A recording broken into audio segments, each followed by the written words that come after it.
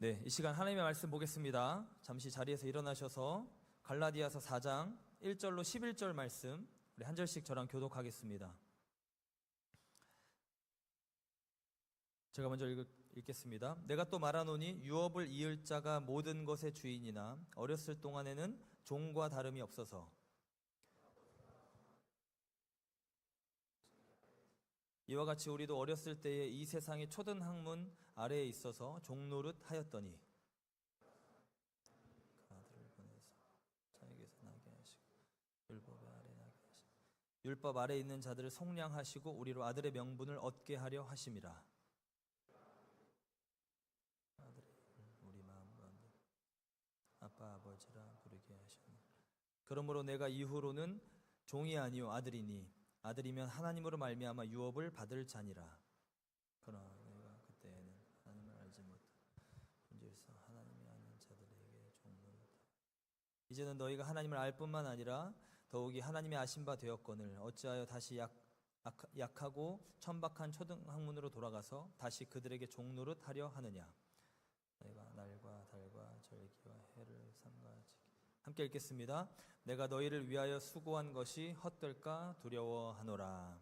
아멘. 아멘. 하나님의 말씀입니다.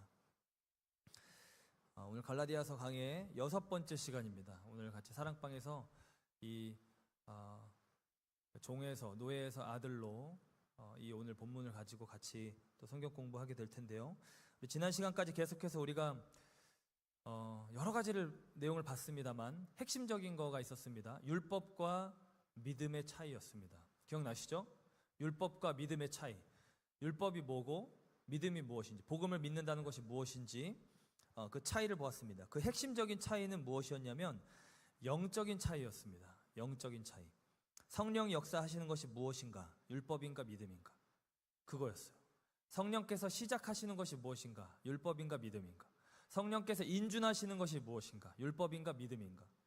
성령으로 이루어지는 역사가 곧 하나님께서 지금 어프루브 해주시는 거라고 했습니다. 이게 맞다라고 하나님께서 도장 찍어주시는 것이 성령의 역사라고 했습니다. 율법은 한마디로 우리의 겉을 계속 덧칠하는 거예요. 이렇게 해야 돼, 이렇게 해야 돼. 그런 모습이라면 믿음은 우리의 속사람을 바꾸는 것이라고 했습니다. 그리고 그 속사람은 어떻게 바꿉니까? 율법으로 바꿔지지가 않아요. 어떤 행위로 나를 바꾸는 게 아니에요. 어떤 방법으로 내 존재를 바꾸는 게 아니에요.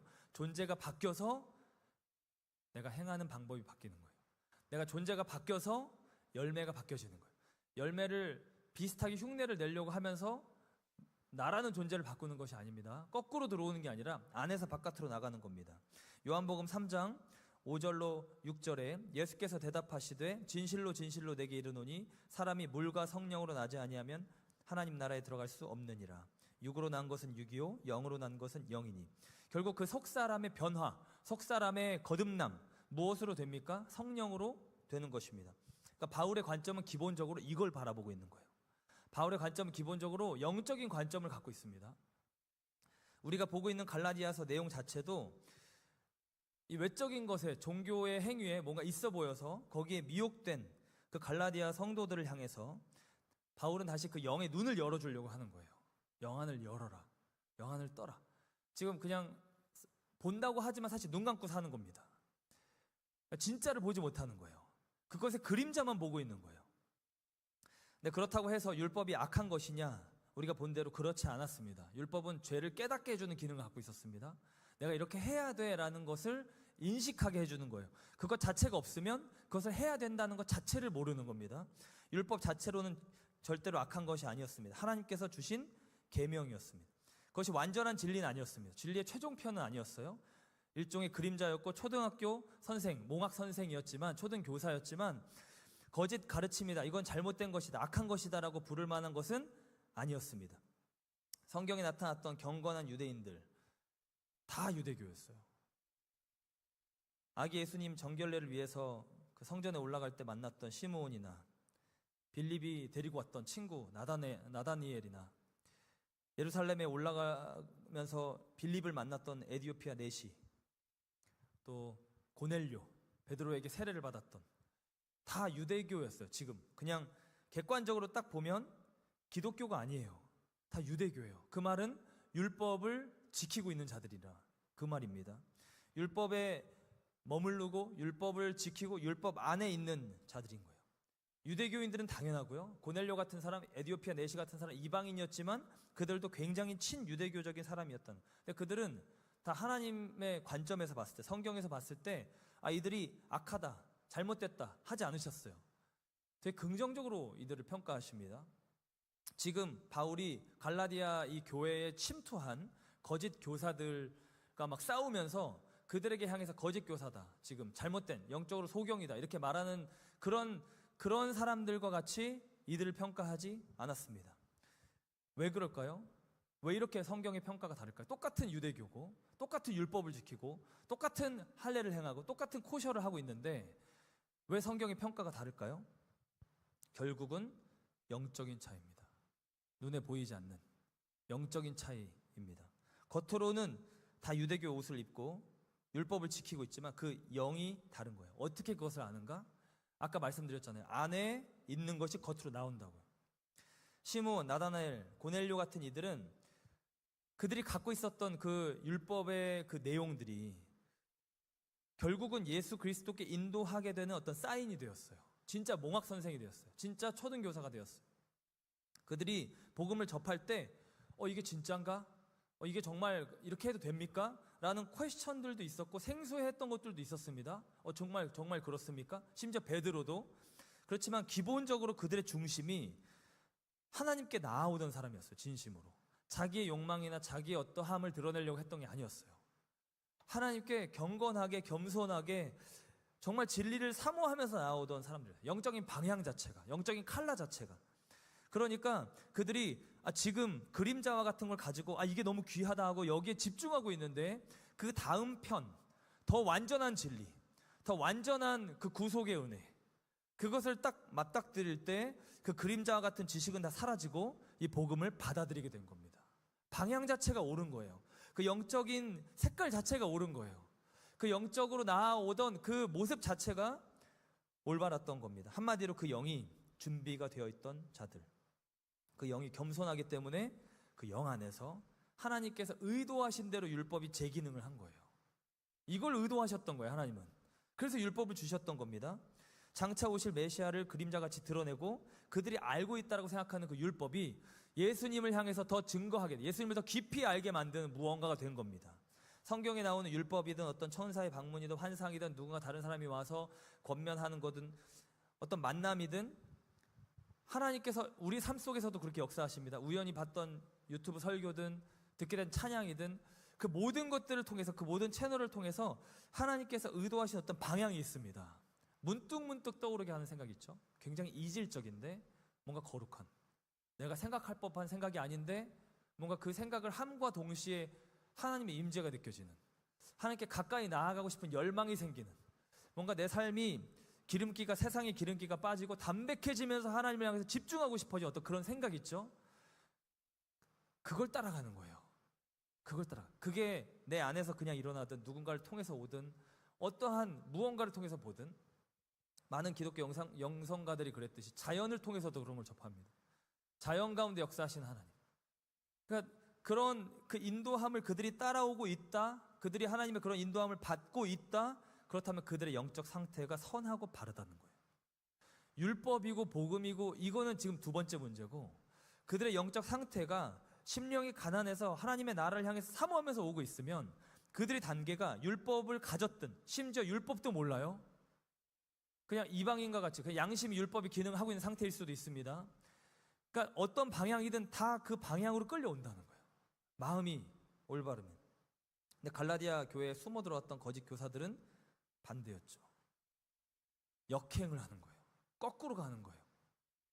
난 율법에 정통했다라고 막 명함 돌리는데, 자기 타이틀을 막 이력을 읊는데 사실은 그 하나님의 인도하시는 그 의도하는 방향으로 반대로 가는 거예요.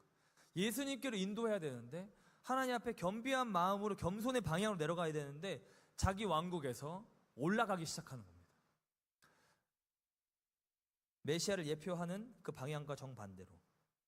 그러니까 제가 전에 말씀드린 것처럼 우리 자체의 어떤 어둠으로 인해서 하나님 앞에 심판받는 게 아니라 무엇으로 심판받습니까? 내가 빛을 거부한 정도로 심판받는 거예요. 내 자체의 어두움은 빛을 받아들인과 동시에 해결되는 거예요. 근데 빛을 거부하면 답이 없는 겁니다. 내가 아무리 더럽고 추악한 죄인이어도 내가 진짜 그 회개의 온전함으로 계속 들어가면 그 사람은 성자가 됩니다, 결국엔. 그렇잖아요? 근데 주님의 그 인도하심을 거부하면 내가 도덕적으로 괜찮은 사람이어도 그 자체로 자아의 일종의 공든 탑을 쌓아버리는 거예요. 그리고 다른 사람의 거침돌이 되는 거예요. 방해물이 되는 거예요. 스스로 거기에 그냥 고착돼 버리는 거예요, 영적으로. 입으로 난 진리를 따릅니다, 난 옳은 것을 좋아해 합니다 라고 말하지만 사실 실상 내 마음속에 그 빛이 임할 때 거부하면 내 안에 어둠이 있는 거예요. 그 발견된 거야. 그때 우리는 어떻게 해야 되냐면요, 이걸 지키는 게 아니라 토해내는 겁니다. 그러니까 성령이 오시면 너희 가운데 죄에 대해, 의에 대해, 심판에 대해 책망하신다, 찔러서 토해내게 하신다는 건데, 성령의 인도하심을 따라가는 사람은 그걸 토해내는 거예요. 그걸 정직하게 드러내는 거예요. 그게 부흥회 때 있었던 일이잖아요. 내 죄에 대해서 드러내는, 믿을 수 있는, 신뢰할 수 있는 영적인 동료들에게 이걸 고백하는 거예요. 내가 빛 가운데 더 나아오기 위해서. 그래서 죄는 은밀히 지으면 지을수록 힘을 발휘합니다. 근데 죄를 공개하잖아요. 그럼 힘을 잃어요. 이건 중독에 있어서 너무나도 적용되는 거예요. 교회에서 사역을 할 때 여러 중독 사역들을 하는 곳에 가보면 이거를 믿을 수 있는 어떤 한 사람이든 멘토든 동료들에게 이거를 나누게 합니다. 이걸 이 빛 가운데 드러내는 거예요. 그러면서 그 중독의 어떤 비시어스 사이클을 끊어내게 만드는 거예요. 이 영적인 것, 우리 안에 들은 것은 속일래야 속일 수 없습니다. 그냥 열매처럼 맺히는 거예요. 겉으로 율법을 완전하게 무결하게 지키는 모습처럼 보일지라도, 굉장히 신앙생활 열심히 하는 모습처럼 보일지라도, 말씀을 다 줄줄줄줄 알고 있을지라도 내 안에 영적인 것이 무엇이냐, 그거에 따라 이게 성령의 열매가 맺히느냐 자아의 열매가 맺히느냐 그대로 나타나는 거예요. 못 속입니다. 이거. 성경 안에서 이 겸비한 마음으로 주님을 순전하게 찾던 이들은 지금 아까 설명한 것처럼 모두 하나같이 진리 가운데로 인도함을 받았습니다. 한마디로 예수님을 알아보고 복음으로 나아왔습니다. 누가복음 2장 21절로 38절에 보면, 제가 한번 읽을게요.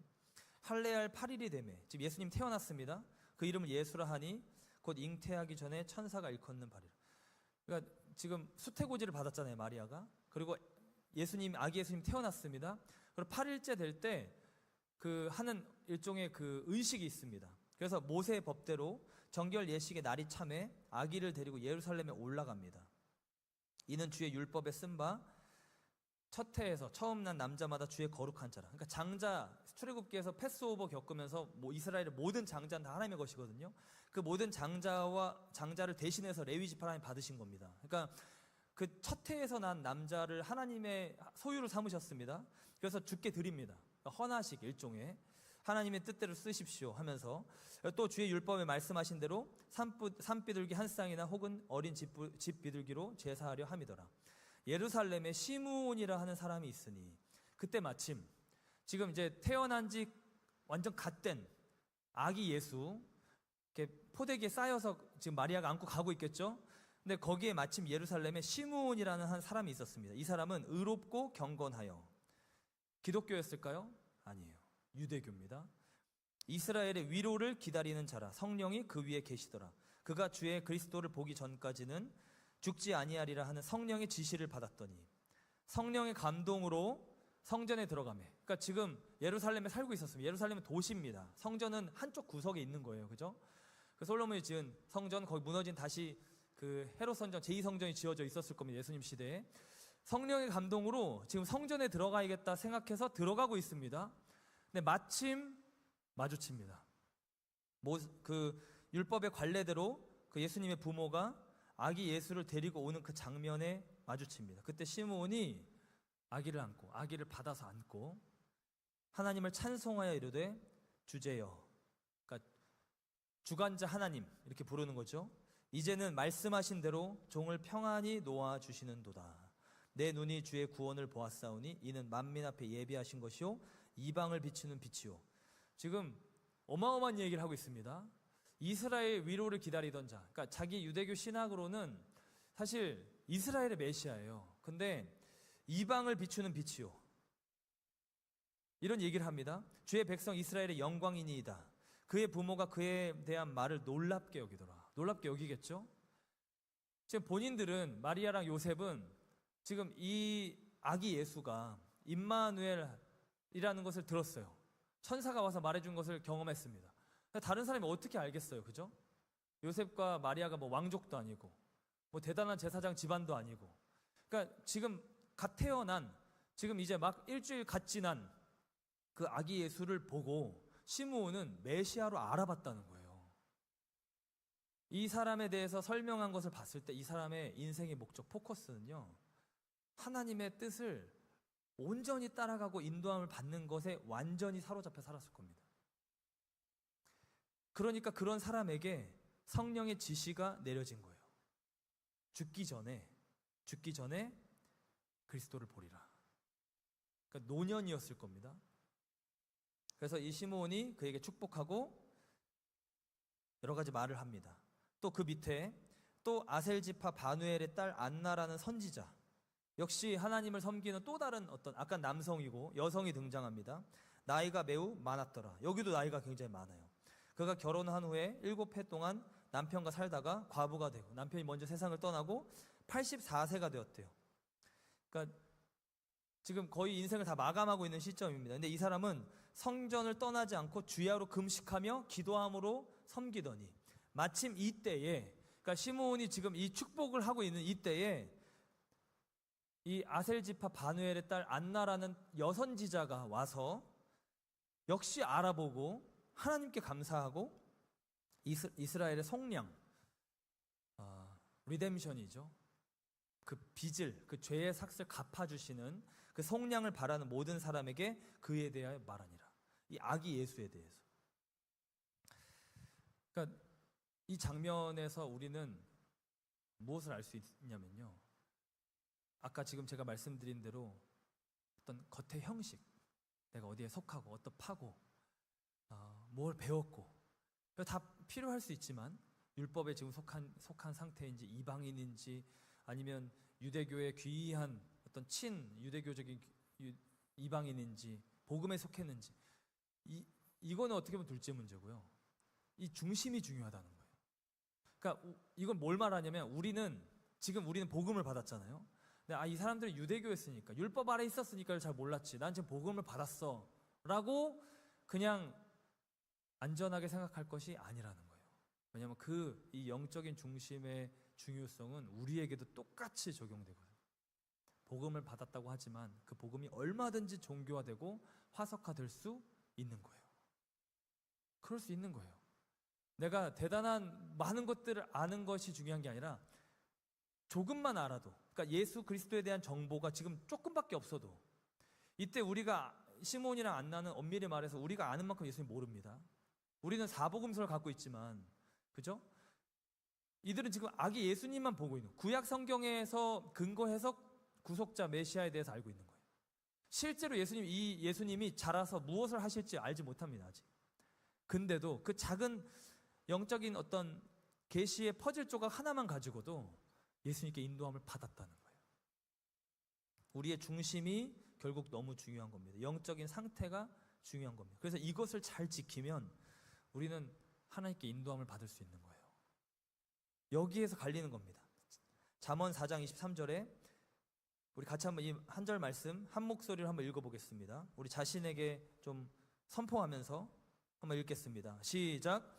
무릇 지킬 만한 것보다 더욱 내 마음을 지키라.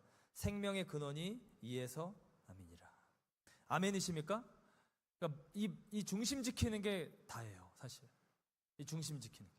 우리 건강도 중요하고, 뭐 우리의 커리어나 일도 다 중요하지만, 마음 못 지키면, 이 세대 가운데서 중심 못 지키면 방황합니다. 100% 방황합니다.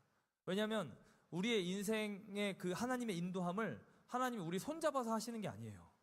우리의 어떤 철학적인 학문을 가지고 하시는 게 아니에요. 우리와 영적인 소통을 우리 중심에서 하시면서 하시는 거예요. 성령의 인도하심으로. 이 영이 살아나야 됩니다. 그리고 이 영이 살았다면 지켜져야 합니다. 여기서 이 성령으로 말미암아 산자가 되는 것.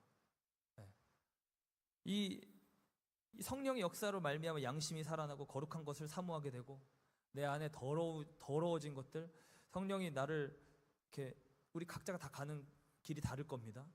어떤 사람은 제가 사역을 하면서 보면 내려놓아야 되는 것들이 다 달라요. 먼저 1순위로, 2순위로, 3순위로 다 결국은 말씀 근거해서 다 가는 겁니다. 결국은 다 하나님 다루시는데 이 사람에게 있어서는 내려놔야 되는 게 다른 게 있을 수 있어요. 이 사람에게 있어서는 용서가 제일 큰 문제일 수 있어요. 이 사람에게 있어서는 어떤 습관적인 죄, 중독이 제일 큰 문제일 수 있어요. 이 사람에게는 성공에 대한 집착이 제일 큰 문제일 수 있어요. 또 다른 사람에게는 재정, 돈, 여기에 혈안이 돼서 그거 내려놓기 하나님께서 계속 하시는 경우가 있었습니다. 다 달라요, 이게 코스가. 근데 결국은 하나님께서 우리 안에 있는 그 많은 그 코스대로 갔을 때 다 하나님께서 기뻐하지 않으시는 것들, 미움이든 다툼이든 내가 더 강해지고 내가 더 성공하려고 하는 이 모든 것들을 다 내어버리고 하나님의 뜻 가운데 하나님이 원하시는 캐릭터로 바뀌어져 갑니다.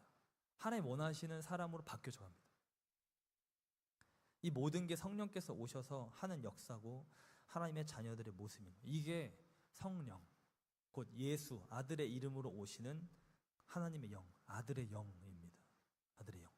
아들의 영을 받았다면 그거는 무슨 말이냐면 하나님 나라 상속자가 된다는 거예요. 하나님 나라 상속자가 된다는 거예요. 이게 있어야 사는 거고 이게 있어야 신앙생활이 제대로 가는 겁니다. 이 성령의 역사가. 이거 없으면 신앙생활 밤낮 해도 죽은 것과 다름이 없습니다. 생명이 없으니까 그 율법을 받았다고 해도 종교화돼 버리고요. 율법뿐만 아니라 복음을 받아도 종교화돼 버리고. 그러니까 지금 갈라디아 교인들이 그랬잖아요. 살리는 영을 받았는데 이 성령의 역사에 대해서 정말 그 진리를 따라가는 거를 놓쳐버리고 와서 막 이렇게 거짓 메시지를 막 얘기하는데 거기에 혹 넘어가 버리니까 복음을 받아들였는데 이게 지금 살리는 영이 아니라 육체의 것으로 만들어 버리는 거예요. 그렇게 되어가고 있는 거예요, 실제로. 이건 거짓 교사들에게 국한된 일이 아닙니다. 갈라디아 교인들에게만 해당되는 문제가 아닙니다. 이 일은 언제나 벌어집니다. 우리 갈라디아 그 강의 처음 시작할 때 루터에 대해서 봤는데 루터가 이 갈라디아서가 쓰인 이후에 한 1500년 이후에 살았던 사람입니다. 근데 이 사람이 이 루터가 이렇게 말했습니다. 여전히 원수마귀 사단은 이 복음의 순수한 가르침을 우리로부터 빼앗아 가려 하고 있다. 갈라디아 시대로부터 지금까지, 지금 2025년도 마찬가지입니다.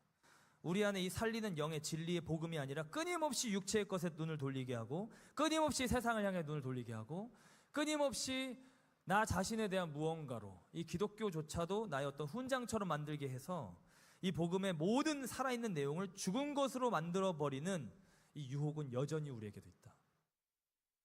바울이 살던 때에도 루터의 때에도 지금 우리 때에도 이 영적인 도전은 동일합니다. 이 복음에 대한 순수한 가르침이 없어지고 그 영이 죽어갈 때 그냥 교회는 끝나는 거예요. 교회는 그대로 있던데요. 교회는 계속 있었죠. 중세 때 더 의리의리했습니다. 우리 아시겠지만 성당은 의리의리하게 지어놨어요. 제도는 다 갖추고요. 애 태어나면 일단 다 기독교인이었어요. 지금 생각해 보세요. 다 그냥 계속 기독교인 숫자는 늘어나는 거예요. 그냥 계속 세례 받고요. 네. 수많은 성직자들이 아예 나라의 그냥 고위 공무원처럼 있었고 계속 기독교 국가로 깃발에다가 다 기독교 문양 세워놓고 십자가 다 걸어놓고 다 그렇게 했는데 이 순수한 복음이 사라지고 그 영이 죽어버리니까 겉의 모양은 다 갖췄는데 영적으로는 암흑이 온 겁니다. 성령으로 시작했다가 육체로 맞춰버리는 그 상황, 이 동일한 위험이 오늘 우리에게도 내 안에, 내 신앙생활 안에도 있습니다. 사실 매일매일 분초마다 벌어집니다. 이 유혹은 그 살리는 영의 역사 없이, 네. 실제 열매 없이, 네. 그냥 겉에 모양, 저는 이러이러한 기독교인, 평생 기독교인으로 살았는데 모태신앙인데요.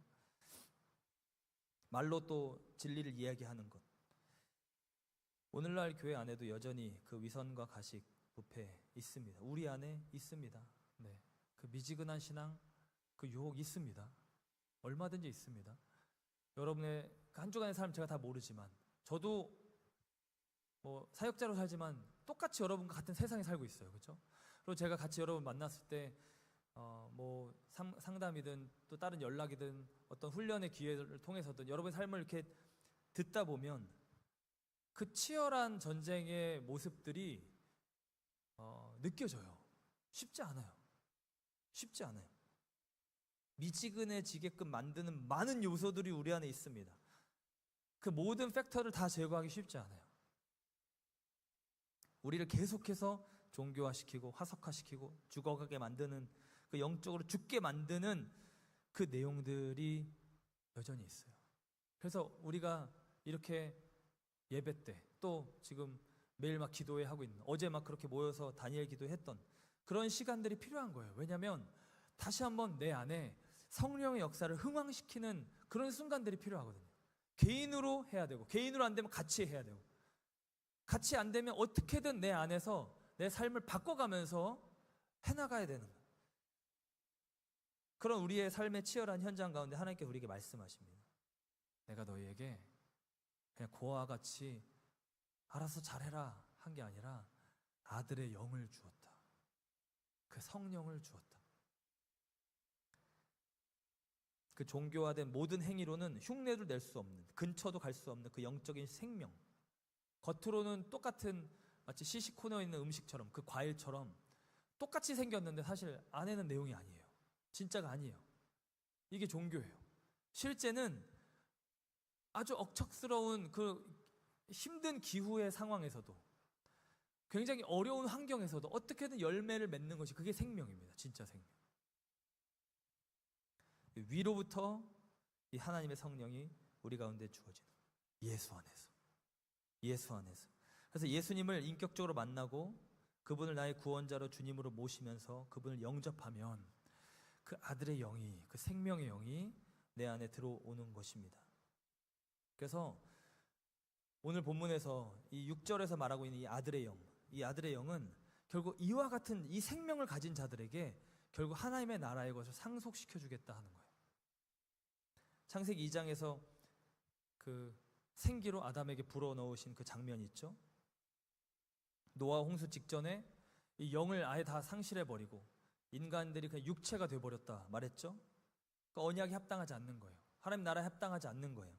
에스겔이 보았던 그 마른 골짜기에서도 하나님께서 다시 결국 회복시킬 때 불어넣게 해주시는 것이 무엇이냐? 여호와의 영입니다. 성령의 역사입니다. 그래서 이 영이 있어야 하나님 나라를 상속받는 거예요. 이 영이 있어야 하나님의 자녀로 인정을 받는 거예요. 이 영이 있어야 살아있는 하나님과 관계가 되는 거예요. 이 영적인 역사가 있어야 됩니다.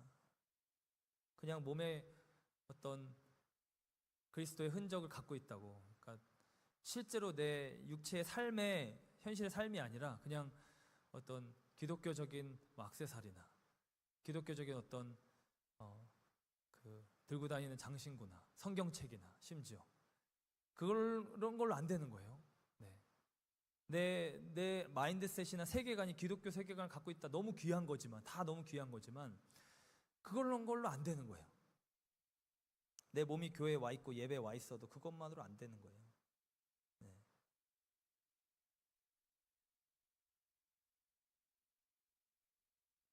겉으로는 기독교인이어도 속 안에서 진짜가 되어야 됩니다. 이 안에 들끓고 있는 죄들, 예배에 와 있지만 이 예배 자리에서도 죄의 생각들이 떠오르는 우리의 모습 압니다. 저도 많이 만나보고, 저도 여러분과 같은 청년의 시기를 계속 지나왔고, 그러니까 우리 삶 속에 이 문제에 대해서 우리가 스스로 속일 필요가 없어요. 진짜 하나님 앞에 숨길 게 없어요. 하나님이 이 생명의 영이 임하면, 이 거룩한 성령의 영이 임하면 우리가 진짜로 변화되고 우리 속사람이 새롭게 되고 구원을 얻는다, 하나님 나를 상속받는다, 그 하나님 나를 누리게 될 거다라고 말씀하시면 거기에 그냥 모든 생명을 걸고 달려가야 되는 겁니다. 그 영이 우리를 새롭게 하고 자유케 하고 변화시킵니다. 그러니까 이 영적 경험이 가장 중요한 거예요. 이거를 지금 제가 말로 설명을 하고 있지만 정말 이 말로는 어떻게 보면 가이드를 잡아드리는 거고, 우리가 말씀을 듣고 기도할 때든 여러분의 삶 속에서 이 말씀들이 생각나면서 해나가는 어떤 그 삶의 진짜, 거기가 진짜예요. 거기서 얻는 거예요. 여기 예배 와서 얻는 것도 있겠지만 여기서 얻는 건 어떻게 보면 일종의 마중물을 주는 것이고, 여러분이 그걸 받아서 이렇게 살아야 되는구나 생각을 다시 쉐이핑을 해서 내 삶에 들어가서 그렇게 만들어 갈 때, 그때 하나님이 진짜 거기서 본편으로 부으신 거예요. 그렇게 성령이 이끌어 가시는 그것을 따라갈 때 영적 경험을 하게 됩니다. 그러니까 제가 하는 것은 이 귀에 들리는 말이고 이 가운데 성령이 역사하시지만, 정말로 우리에게 필요한 거는, 제가 진짜 바라고 또 바라는 것은 여러분 마음속에 이 진리가, 제가 굳이 말 안 해도 이 진리의 영이 역사하길 원해요. 그냥 깨달아지길 원해요. 제가 지금 하나를 얘기하는데 5개가 깨달아지길 원해요. 10개가 깨달아지길 원해요. 여러분의 삶이 그 시므온처럼, 안나처럼, 이렇게 고넬료처럼 하나님이 향하고 있으면 그런 일이 벌어집니다. 실제로 벌어집니다. 여러분 안 믿으시는 얼굴이 있는 것 같은데 벌어집니다. 진짜로 성령께서 살아 계셔요. 성령께서 우리 안에 계셔요. 안 계시는 것 같지 않으시죠? 네. 어제 다니엘 기도회는 있었는데 오늘은 없는 것 같은데 이런 분 없으시죠? 성령은 우리 가운데 운행하고 우리 안에, 여러분 진짜로 예수를 인격적으로 만나고 예수를 구주로 고백한다면 우리 안에 계십니다. 문제는 그러니까 같이 모였을 때 막 불이 타오르지만요, 우리 안에 내가 이 불을 주의하고 신경을 쓰고 이 불을 꺼뜨리지 않게끔 노력하고 계속 이 영적인 땔감을 떼면 우리 안에 불은 살아나요. 이거는 너무 심플한 원리예요. 그거를 경험을 해보면 알게 돼요. 그걸 경험을 해보면 어떤 면에서는 제 설교가 필요 없습니다. 왜냐하면 제 설교는 그냥 내가 경험한 것에 대해서 정리가 되는 것뿐이에요. 경험이 진짜예요. 그게 영적 체험이, 진리가, 그러니까 체험이 그냥 어떤 이렇게 몸에서 막 경험되는 거나 어떤 그런 신기한 체험 이런 게 아니라, 본질적으로 그런 것도 있을 수 있겠지만 본질적으로 진리가 내 안에 들어와서 나를 채우는 그런 경험을 말하는 거예요. 말씀의 경험.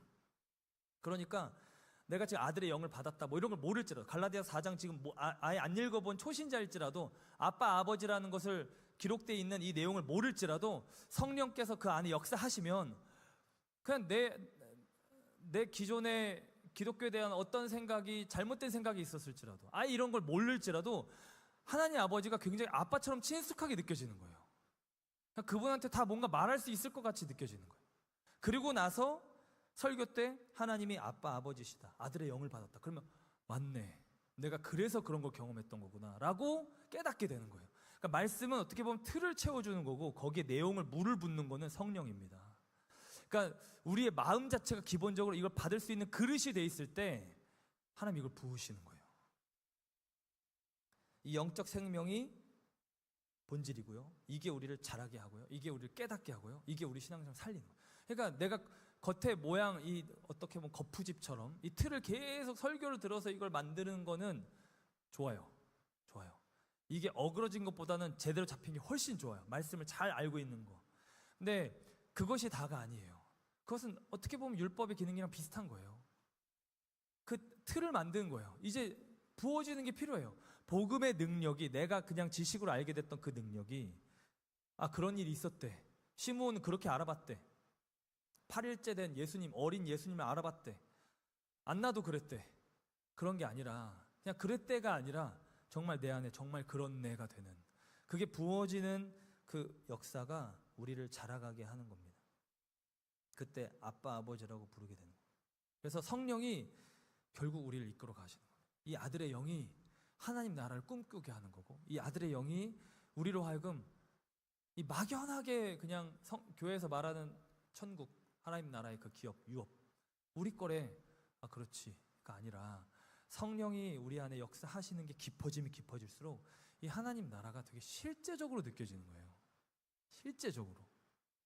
여러분, 그런 영적 경험, 여러 가지의 영적 체험들, 말씀의 체험들, 기도 가운데, 제가 신비주의는 아니지만 신비로운 하나님과의 그런 교제들 있기를 예수님 이름으로 축복합니다. 축복합니다.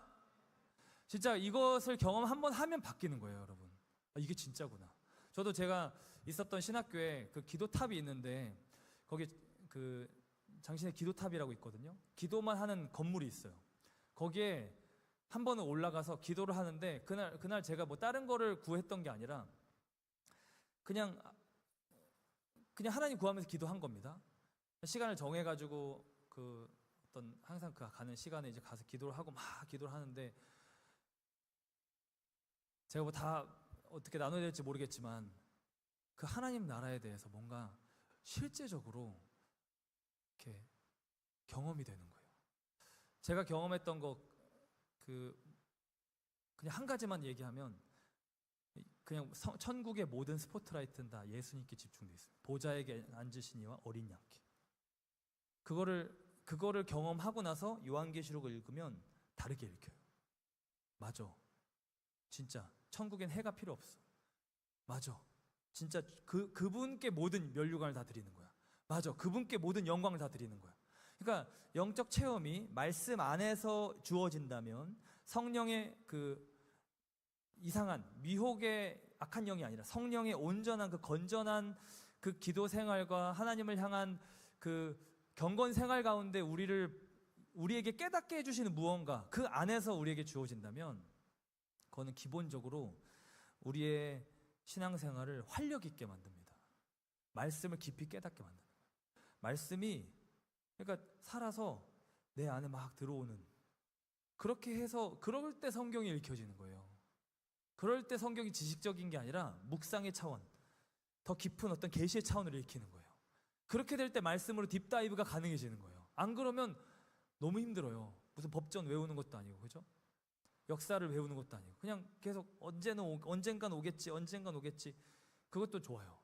계속 통독하고 읽고 쓰고 이게 제가 말씀드린 대로 이게 리저브가 돼가니까 이렇게 읽고 내 훈련의 차원에서 계속 읽고 배우고 외우고 하는 것이 어느 순간 성령께서 이 모든 걸 살아나게 하셔서 내 안에 착착착착착착 해주실 그 나를 기다리면서 그렇게 하는 거예요. 근데 여기서 끝나면 안 되는 거예요. 말씀에 대한 지식을 저장하는 데에서 끝나면 안 되는 거예요. 더 말씀의 내용들이 살아서 나를 변화시키는 데까지 나아가야 되는 거예요. 그러라고 이걸 주신 거예요. 율법에서 끝나면 안 되는 거예요. 그 율법에서 말하는 바 예수님을 만나는 데까지 가야 되는 거예요. 요한복음 16장 13절에 이렇게 되어 있습니다. 진리의 성령이 오시면 그가 너희를 모든 진리 가운데로 인도하시리니. 모든 진리를 배워서 아는 게 아니에요. 모든 진리를 누군가한테 전수받아서 되는 게 아니에요. 성령께서 인도해 주시는 걸 따라갈 때 진리를 알게 되는 겁니다.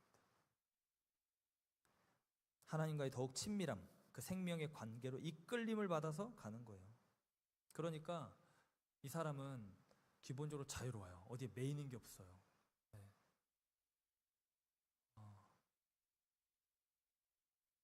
그 초등학문의 길로 다시 들어가는 것, 그 종교에 대한 종교화된 화석화된 그 모습으로 들어가는 것, 막 생명을 경험하다가 어떤 갑갑한 곳에 들어가는 것 같은, 가고 싶지 않아요.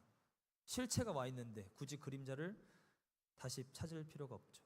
근데 왜 우리가 때로는 그 속으로 다시 기어 들어갑니까? 왜 내 신앙이 화석화됩니까? 실제가 없기 때문에 그림자라도 찾는 겁니다. 그러니까 복음을 경험하지 못했을 때, 성령의 역사가 없을 때 우리는 한 명도 예외 없이 저도 그렇고 누구라도 우리의 신앙은 죽어버립니다. 종이 됩니다. 아들이 아니에요. 노예가 돼버립니다. 예전에 경험했다고 하더라도 요즘 영적으로 내가 완전히 힘이 빠졌다 그러면 하나님과의 기도는 그냥 형식적인 기도 같은, 해야 해서 하는 기도, 아무것도 오지 않고 가지도 않는, 하나님과 어떤 대화도 오고 가지 않는 그런 기도. 예배를 드려도 그냥 예배. 엄밀히 말해서 예배든 설교든 앞에 있는 사람들은 그냥 이그나이트만 시키는 거예요. 네. 예배는 여기서 예배드리고 여러분이 듣는 게 아니라는 거 아시죠? 네. 예배에 여러분은 청중이 아닙니다. 회중입니다. 유일한 청중은 우리 주님이에요. 우리가 예배드리는, 여러분이 예배드리는 거예요. 그러니까 내가 지금 이 영적으로 생명 가운데 충만하면요, 여기서 우리 한 선교사님 말씀대로, 김용희 선교사님 말씀대로 그분이 처음 회심했을 때 너무 성령을 받아가지고 그 시골 교회에서 그 앞에 그냥 그 인도하시는 분들, 그리고 같이 옆에 앉아 있는 그 시골의 권사님들, 멜로디도 없는 찬양을 부른대요. 그냥 구색에 맞춰서 그냥 나 같은 죄인 살. 그러니까 뭐 그냥 박자도 안 맞고, 근데 거기에 그냥 매일같이 그 찬송가를 눈물로 적시면서 예배했다는 거예요. 왜요? 그 안에 생명이 있어요. 그 안에 지금 하나님을 향한 불과 같은 마음들이 올라오고 있으니까. 그러니까 예배는 그 본질적으로 영과 진리를 드리는 거예요. 성령이 우리 안에 계실 때 그것이 드려지는 거예요. 앞에 있는 저든 누구든 그걸 이끌어주는 존재지만 결국 우리 안에 있는 것을 결판이 나는 겁니다. 말로만 복음이 아니라 그 복음의 능력을 가질 때 우리는 살아납니다. 그리고 하나님의 나라가 내가 진짜 아들이구나. 지금 여러분 아들입니다. 종 아닙니다. 이것도 지식으로 갈 수 있는 거예요. 얼마든지. 여러분 더 이상 종이 아닙니다. 복음 안에 자유합니다. 그래 난 자유하지. 이거랑 진짜 성령께서 내 안에 역사하셔서 진짜로 내가 자유하구나를 아무도 말 안 해줘도 내가 이상하게 내가 자유한 것 같아요 라고 말하는 거랑은 다른 거예요.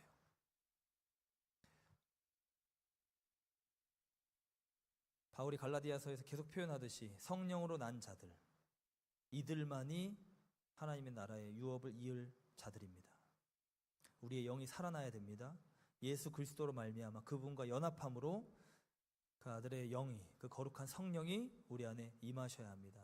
이게 사는 길이고, 이게 구원의 징표고, 이게 하나님 나라의 약속입니다. 그것이 구원입니다. 우리 같이 이 시간 기도하겠습니다.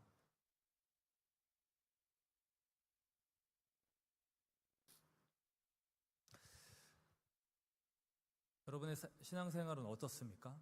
네. 요즘 그래도 좀 좋습니다 하면 너무 다행이고요. 요즘 하나님이 그래도 좀 친밀하게 느껴집니다. 그럼 너무 감사한 일이고요. 네. 그냥 형식적입니다. 잘 모르겠습니다. 사실 굉장히 다운입니다. 그냥 지푸라기라도 잡는 심정으로 지금 이 예배 자리에 그래도 옵니다. 그거 너무 잘한 일인데 그게 다가 아니에요. 그렇게 해서 이 자리에 거기서 끝나면 안 되고요. 지금 오늘 이 말씀을 통해 우리에게 전해지는 이 하나님의 초청, 이 권면을, 이 강력한 어떤 사실 메시지입니다. 이 바울이 말하는 바, 이걸 우리는 굉장히 진지하게 대해야 합니다. 내 신앙이 굳고 화석화되고 죽은 형식 껍데기만 가질 것인가? 아니면 진짜로 하나님을 경험하는 살아있는 신앙이 될 것인가? 나도 모르는 종교인의 모습, 나도 모르는 외식하는 모습, 가식하는 모습, 내가 뭔가 된 것처럼 생각하는 그 모습들을 다 내려놓고 어린아이처럼 하나님 없으면 나 생명 없습니다. 하나님이 지금 오늘 나에게 주시려고 하는 그 은혜 내가 받지 못하면 오늘 나는 공치입니다. 오늘 내 하루는 그냥 날아가 버립니다. 오늘 하루 그냥 놓쳐버립니다. 어떻게든 하나님께 더 붙으려고 하는 그러한 겸비한 마음 있죠. 어떻게든 하나님의 그 인도함을 따라가려고 하는 그 영적 상태 있죠. 그 중심 있죠. 이걸 반드시 회복해야 됩니다. 반드시 회복해야 됩니다. 우리 같이 우리 자신의 영적 상태를 돌아보면서 하나님 앞에 또 회개하며 돌이키며 같이 기도하기 원합니다. 같이 기도하겠습니다.